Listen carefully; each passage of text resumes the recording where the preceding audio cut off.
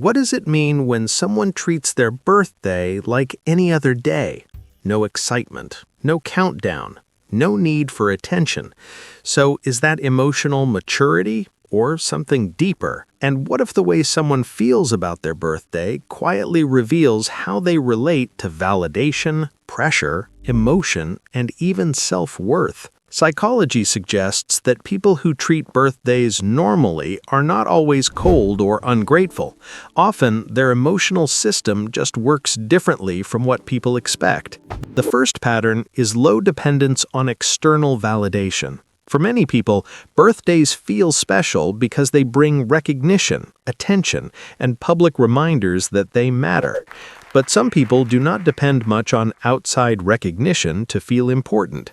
Their self-worth is more internal, more private, and less tied to social rituals. That means one specific day does not need to carry the weight of proving their value. The second pattern is discomfort with social pressure. Birthdays often come with invisible rules. Be happy, be available, respond warmly, enjoy being celebrated. For some minds, that does not feel exciting. It feels demanding. So treating the day normally can feel more peaceful than performing joy on command. The third pattern is discomfort with being the center of attention. This is not always insecurity. Sometimes it is simply social wiring that does not enjoy being watched too closely. For these people, attention can feel less like warmth and more like pressure. That's why they often turn inward on birthdays instead of outward. The fourth pattern is reflection over celebration. For some people, birthdays are not naturally happy. They're naturally introspective. The date brings thoughts about time, aging, missed goals, growth, identity, and direction. That inner process can feel much more emotionally real than candles, songs, and party rituals. The fifth pattern is preferring genuine connection over social tradition. For these people, one honest conversation can matter more than 20 cheerful birthday messages.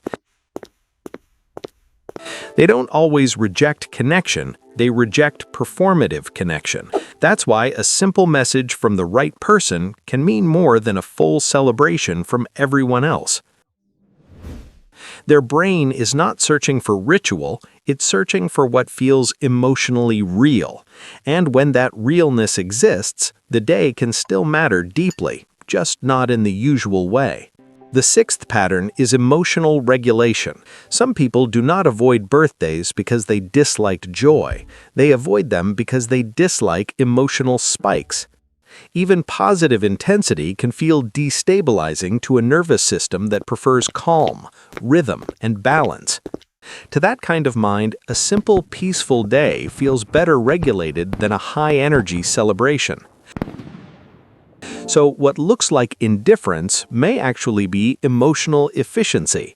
What looks like coldness may actually be self-containment. And what looks like being ungrateful may actually be discomfort with performative celebration. This is where the psychology becomes more interesting and more uncomfortable. Sometimes treating your birthday like a normal day really is emotional independence. But sometimes it's also emotional avoidance, wearing the mask of maturity. And psychology cares about that difference, because there's a real gap between not needing validation and not letting yourself feel seen. There's a difference between preferring peace and avoiding emotion. There's a difference between authenticity and emotional shutdown. So the real question is not whether you care about your birthday. The real question is why normal feels safer than being celebrated. Is it because your self-worth is already stable, or because attention feels emotionally uncomfortable in a way you never fully examined?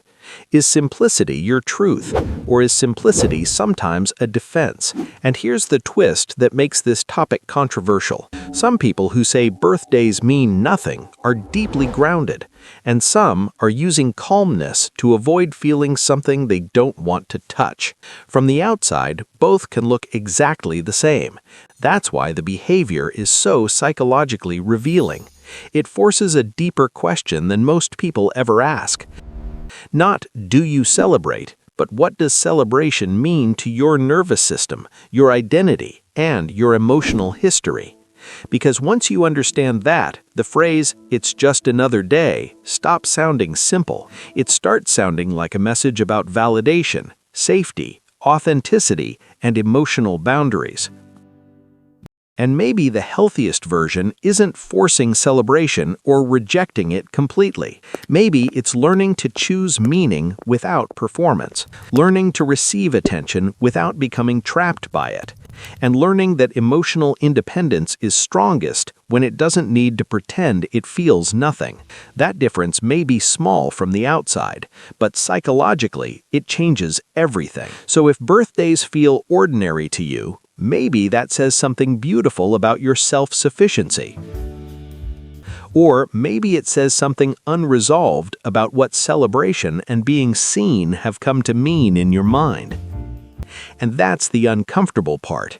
The same behavior can come from health or defense. So maybe the real psychological test is not whether you celebrate, but whether you can honestly explain why you don't.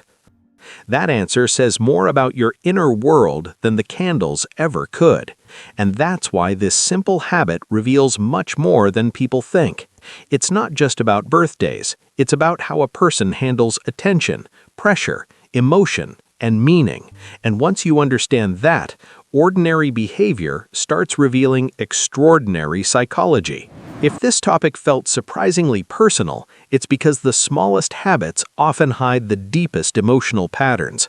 And sometimes the quietest people aren't empty at all. They're simply not performing what others expect to see. If this gave words to something you've never fully explained about yourself, like, subscribe, and share this with someone who's always said, "it's just another day," because the reason may be much deeper than anyone realizes.